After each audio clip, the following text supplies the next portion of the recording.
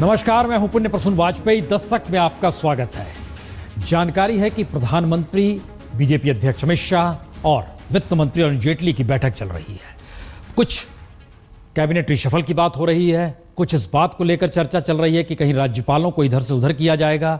यह भी कहा जा रहा है कि गुजरात के मुख्यमंत्री आने वाले वक्त में पंजाब की राज्यपाल हो सकती है। कई संकेत निकल रहे हैं, लेकिन हमारे रिपोर्टर से हम जुड़ेंगे, इस बारे में और जानकारी लेंगे क्या होता है क्या नहीं। लेकिन राजनीति लगता है 2 और 2 के 5 के बीच में जाकर फंस गई है।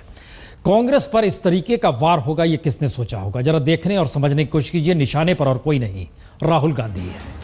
कोई कहता है सर्जरी की जरूरत है, कोई कहता है राहुल का रवैया ठीक नहीं, कोई कहता है बाधा पहुंचाने वाले हारे, कोई कहता है कांग्रेस मुक्त भारत का नारा बुलंद हो रहा है, कोई कहता है बदलाव चाहिए, कोई कहता है बड़े बदलाव होंगे कैसे, कोई कहता है खड़पन है, घमंड है, कोई कहता है आत्मंथन की जरूरत है। तो कहीं ना कहीं किसी ना किसी तरीके से कांग्रेस 5 राज्यों के जनादेश के बाद निशाने पर है। लेकिन मसला शुरुआत इस बात को लेकर कि क्या वाकई राजनीति 2 और 2 5 के चक्कर में जाकर उलझ गई है। और ये इसलिए उलझी हुई है क्योंकि हर मुद्दे को लेकर लगता ऐसा ही है कि राजनीति कुछ कहती है, दिशा कुछ और हो जाती है, और दोनों को जोड़ दीजिए तो लगता है वाकई बहुत कुछ कह दिया गया। शुरुआत करते हैं बनारस से। बनारस क्योटो, दोनों के बीच समझौता, बनारस क्योटो बन जाएगा। लेकिन जरा इस रिपोर्ट को देखिए, फिर 2 और 2 5 क्यों लिखे हैं, इस पर बात होगी। तो बनारस क्योटो की तर्ज पर हो जाएगा, ये आस और किसी ने नहीं, मोदी सरकार ने ही जगाई थी। चर्चा भी चल पड़ी थी कि सुबह बनारस क्या वाकई क्योटो की तर्ज पर बदल जाएगा। किस्सा गोई का शहर और 80 घाट के सुकून के साथ क्या वाकई बनारस क्योटो की तर्ज पर साफ सुथरा और खूबसूरत हो जाएगा। आज तब और जगी जब प्रधानमंत्री मोदी के जापान दौरे के दौरान विदेश मंत्रालय के प्रवक्ता ने कहा कि क्योटो और काशी के बीच विकास के लिए सलाह मशविरा जारी है। एग्रीमेंट जो वाराणसी और क्योटो के बीच में हुआ है, इस एग्रीमेंट का सबसे अहम मुद्दा ये है कि कोऑपरेशन होगा वाराणसी और क्योटो के बीच में, कल्चरल हेरिटेज के प्रिजर्वेशन में, मॉडर्न सिटी के डेवलपमेंट में, और आर्ट, एजुकेशन और कल्चर पर। तो क्योटो की तर्ज पर काशी का विकास होगा, इसकी उम्मीद और किसी ने नहीं बल्कि खुद प्रधानमंत्री की तरफ से जगाई गई थी।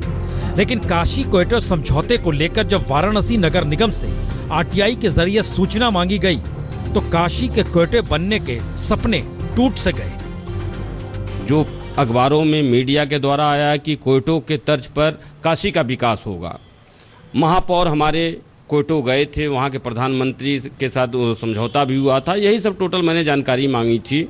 और नगर निगम से मुझे जानकारी सिर्फ एक लाइन की मिली, कोई पत्रावली हमारे यहाँ उपलब्ध नहीं है। साथ ही साथ ये पता लगा कि बनारस क्योटो बनने जा रहा है और क्योटो के साथ साथ इसका पूरा विकास भी हो जाएगा, तो यह उम्मीदें हम लोग को बहुत थी। नगर निगम के पास ये सूचना मिली है कि नगर निगम के पास दस्तावेज नहीं है, तो जिससे क्योटो वाली बात ठंडी पड़ जाएगी, तो इससे हम लोगों को बहुत निराशा हुई। पीएम का क्षेत्र होने पे हम लोगों ने उम्मीद कुछ ज़्यादा सोच ली, और स्टार्टिंग में तो क्योटो बनाने की भी बात हुई कि क्योटो हम इसे उस तरह से डेवलप करेंगे। तो जैसे होता है ना, हमने सपने कुछ ज़्यादा दिखा दिए गए, जिस पे हुआ अभी तक कुछ भी नहीं है।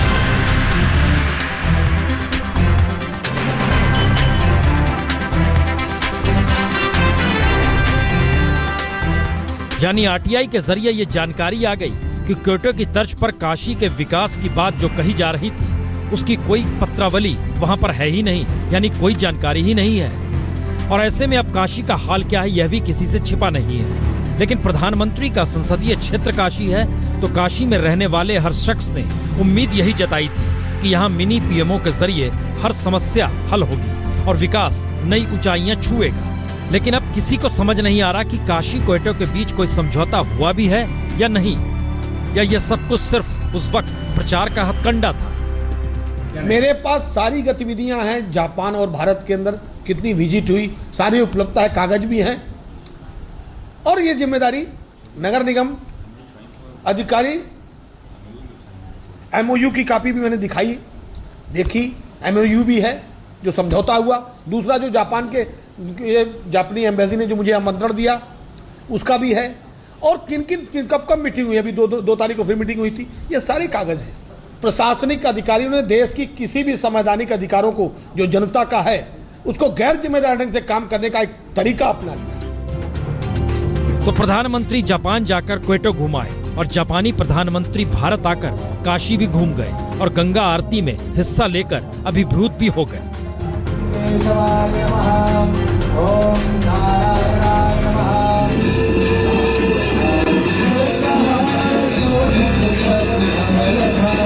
लेकिन काशी क्वेटो के बीच जिस विकास के तार के जुड़ने का इंतजार बनारस ही नहीं समूचे देश के लोग कर रहे थे, उसका फिलहाल अता पता नहीं। नीतीश पांडे के साथ अनूप श्रीवास्तव, वाराणसी आज तक। बहरहाल इन सब के बीच बहस हो रही है या चर्चा चल रही है प्रधानमंत्री और साथ में बीजेपी अध्यक्ष अमित शाह और अरुण जेटली की मौजूदगी में। हिमांशु, क्या जानकारी है, क्या हो रहा है? देखिए प्रसून जी, मैं आपको बता दूं कि 1.5 घंटे से ये बैठक चल रही है।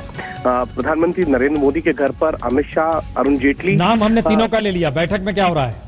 बैठक के अंदर अमित शाह की नई टीम के अंदर किन किन को लिया जाएगा, सरकार का फेरबदल कैसा होगा, सरकार से किसको पार्टी में लेके आया जाएगा, इन सब को लेकर चर्चा हो रही है।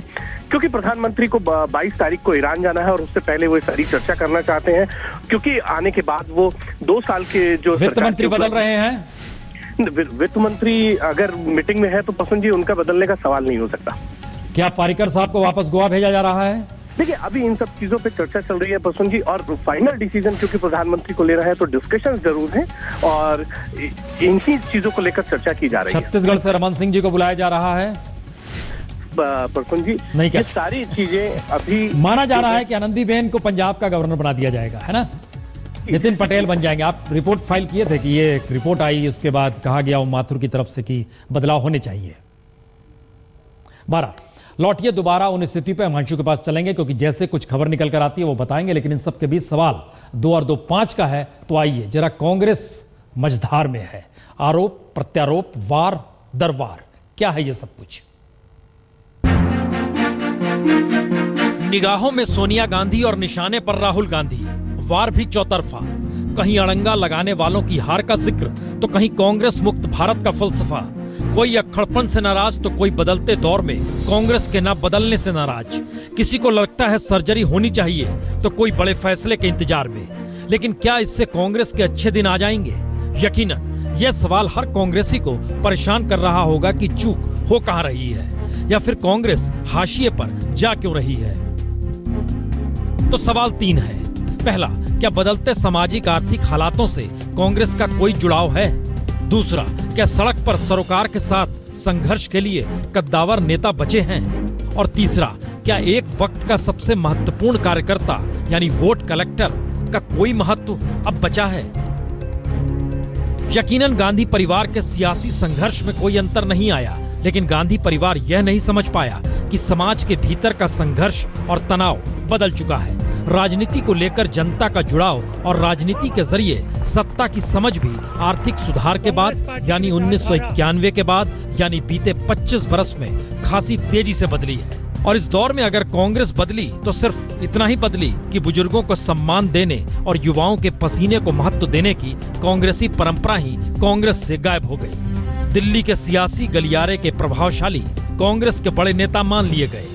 10 जनपद के भीतर झांक कर बाहर निकलने वाला सबसे ताकतवर कांग्रेसी माना जाने लगा। तो कांग्रेस का मतलब अगर गांधी परिवार हो गया तो समझना यह भी होगा कि कांग्रेस का संगठन, कांग्रेस का कैडर, कांग्रेस का नेतृत्व, चाहे पंचायत स्तर पर हो, जिले स्तर पर हो या फिर राज्य स्तर पर, कमान किसी के भी हाथ में हो, कमान थामने वाला अपनी जगह राहुल गांधी या सोनिया गांधी ही है। यानी कांग्रेसी ना तो गांधी परिवार के औरे से बाहर आ पाए और ना ही आजादी के संघर्ष के उस नॉस्टैल्जिया से बाहर निकल पाए, या कहीं गांधी परिवार भी निकल पाया जहां बात हिंदू, मुस्लिम, दलित, आदिवासी से बाहर निकलकर इंसान की होने लगे। यानी जिंदगी और पेट से जुड़े मुद्दे अब भी हाशिए पर हैं। कांग्रेस के दरबार में यह बड़ा सवाल है। बात कांग्रेस की हो रही है, लेकिन आज हमारे संवाददाता ने जो कि कोलकाता में, उन्होंने सोचा कि जरा पूछा जाए कि लेफ्ट को भी लोग जानते हैं नहीं जानते हैं। चंद युवाओं को झटके में पकड़ा गया, चुना नहीं गया, यूं ही पकड़ा गया। पूछा गया लेफ्ट का मतलब क्या?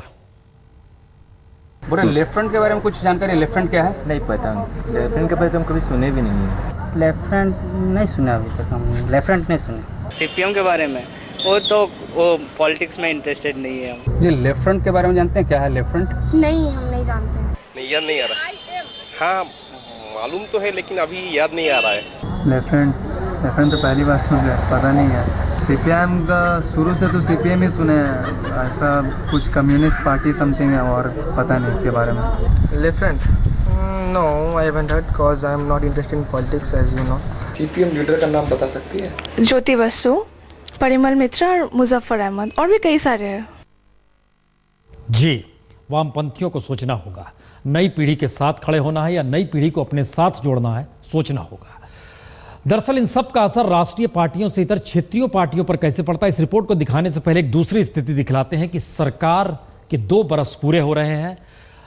हर विभाग का मंत्री अपनी उपलब्धियों का बखान कर रहा है। कुछ इसी तर्ज पे बिजली मंत्री भी आए। बत्ती बिजली मंत्री की प्रेस कॉन्फ्रेंस में गुल हो जाए तो खबर बनेगी ही, और आज भी हुआ यही।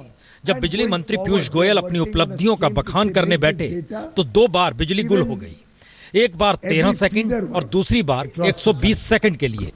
I think I've mentioned last time that my wife tells me that power should go off once in every program that I hold so that I can be sure that I have miles to go before I rest and sleep. यानी दिल्ली में मंत्री की press conference में 2.5 minute के लिए बिजली चली गई तो सुर्खियां बन गई। तो चलिए आज हम आपको लिए चलते हैं ऐसी जगह जहां आजादी के बाद यानी बीते 68 बरस से बिजली पहुंची ही नहीं, और यह है लातेहार जिले का गारू प्रखंड। कई सरकारें बनी, झारखंड में बनी, उससे पहले बिहार में बनी, और समझें तो देश में भी कई सरकारें बनी गिरी क्योंकि 68 बरस बीत गए, लेकिन यहाँ बिजली नहीं पहुंची। और मौजूदा वक्त में जब मोदी सरकार ने दीनदयाल उपाध्याय ज्योति विद्युत योजना की शुरुआत की तो भी लगा यहाँ बिजली तो पहुंच जाएगी। और जनवरी के महीने में लातेहार जिले के कई गांवों में बिजलीकरण की व्यवस्था भी की गई, लेकिन पता नहीं किसकी लापरवाही, योजना खटाई में पड़ गई। पोल तो 3-4 साल से खड़ा है, लेकिन यहाँ बिजली आज तक नहीं आया है। बिजली नहीं आने के कारण हम लोग मिट्टी तेल से जलाना पड़ता है। सिंचाई के लिए पंप लगाना था, वो पंप भी नहीं लगा अभी तक, और बाकी काम कंप्लीट हो गया। ऊपर से कागजी होके हम लोग यहाँ ताकले रहे कोयनाडी में, इतना सुदूर एरिया में जो योजना चला, योजना का लाभ मिल नहीं पाया। दिक्कत यह है कि मिट्टी तेल मिलता तो जलाते हैं, लागने में नहीं जलाते हैं। हमने शुरू किया है, आस्ते आस्ते उसकी क्षमता और बढ़ाएंगे।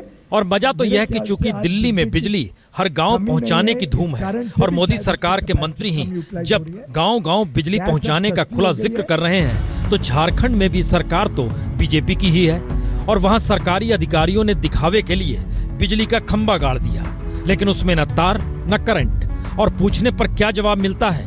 जी यही कहते हैं, सरकारी निर्देश मिलेगा तो फिर काम भी शुरू करा देंगे।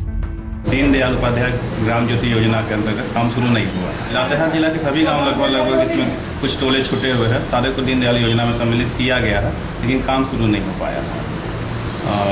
अभी तो DPR बन के गया है, फाइनल होके जब मटेरियल आना शुरू करेगा तो काम शुरू हो जाएगा। लेकिन दिल्ली में बिजली मंत्री के दावों के बीच बत्ती कुछ इस तरीके से गायब हुई कि खबर वाकई बन गई। तो यह भी समझ लें, आजादी के बाद से बिजली का उत्पादन देश में जनसंख्या से भी कहीं ज्यादा तेजी से बढ़ा है। लेकिन इसका दूसरा सच यह भी है कि बिजली के इस्तेमाल में ही सबसे ज्यादा असमानता इसी देश में है। एक तरफ शहरों में 30% लोग रहते हैं, लेकिन 80% बिजली की खपत शहरों में ही हो जाती है, और उस पर हर बरस 70,000 मेगावाट बिजली की चोरी भी हो जाती है, जिसे रोकने की व्यवस्था कोई नहीं कर पाया। तो जहां बिजली नहीं, वहां बिजली कैसे और कब पहुंचेगी कोई नहीं जानता। अलबत्ता ये हर कोई जानता है कि मंत्री की प्रेस कॉन्फ्रेंस में बिजली सेकंड भर के लिए गुल हो गई तो खबर बनेगी। तो यह भी सुन लीजिए, जब इन गांवों में जब बिजली पहुंचेगी तो भी खबर बनेगी। धर्मवीर सिन्हा के साथ आज तक ब्यूरो। सियासत के 2 और 2 5 कहें, राजनीति के कहें, गवर्नेंस के कहें, जहां जोड़ना है जोड़ते चले जाइए, लेकिन शायद यही वजह है कि राष्ट्रीय पार्टियां अब आगे तभी बढ़ सकती हैं जब क्षेत्रीय पार्टियों का कंधा मिल जाए। जरा इस रिपोर्ट को देखिए।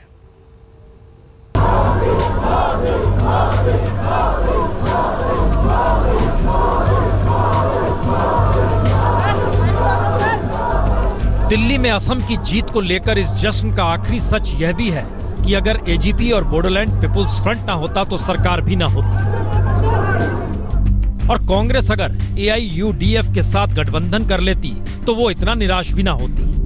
लेकिन सवाल असम की जीत हार का नहीं, बल्कि सवाल बीजेपी और कांग्रेस को अब जीत के लिए क्षेत्रीय सहयोगियों की जरूरत लगातार बढ़ रही है। ये मौजूदा दौर का सच भी है, क्योंकि सही मायने में बीजेपी ने अपने बूते हरियाणा, गुजरात, राजस्थान, मध्य प्रदेश, छत्तीसगढ़ और गोवा यानी 6 राज्यों में सरकार बनाई है, तो कांग्रेस ने अपने बूते कर्नाटक, हिमाचल, मणिपुर, मेघालय, मिजोरम में सरकार बनाई है।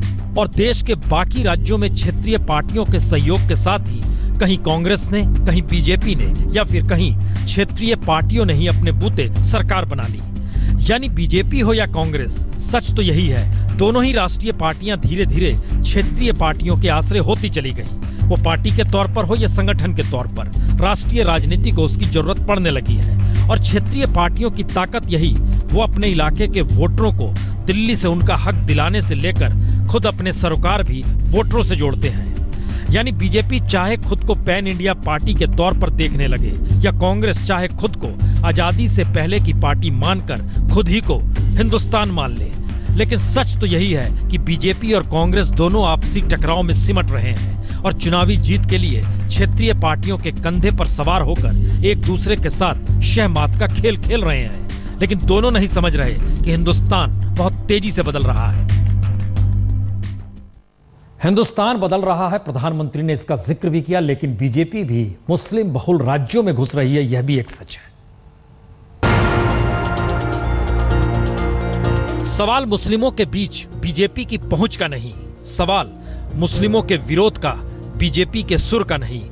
सवाल तो यह है कि देश के टॉप 4 मुस्लिम बहुल राज्यों में बीजेपी गठबंधन के साथ सरकार बना चुकी है या फिर मुस्लिम बहुल राज्यों में जीत की दस्तक भी देने लगी है, क्योंकि जम्मू कश्मीर में 68.3% मुसलमान हैं और पीडीपी के साथ बीजेपी वहां सरकार चला रही है।